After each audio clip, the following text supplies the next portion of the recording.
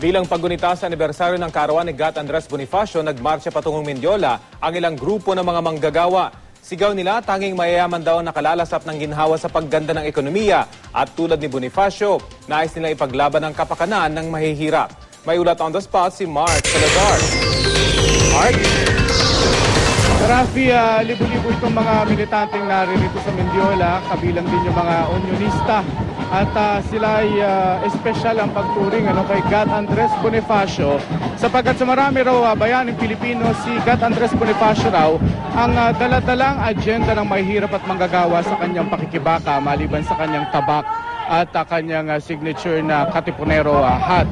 Tema ng manggagawa ang kanilang tema rito sa Mendiola.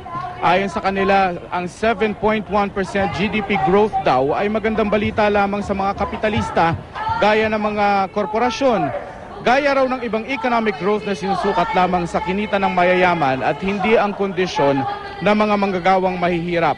Para ilarawan daw ang diferensya ng mayayaman sa mahihirap, pagsamahin mo raw ang kinita ng 40 bilyonaryong Pilipino at lalabas daw na baryang-barya pa rin ang pinagsama-samang kita naman ng 5.5 million na Filipino workers. Sistema raw ang problema dahil ang sistema raw ay pabor lamang sa mga mayayaman.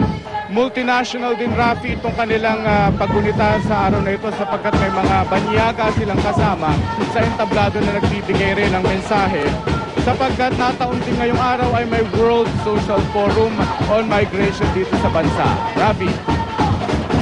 Maraming salamat, Mark Salazar.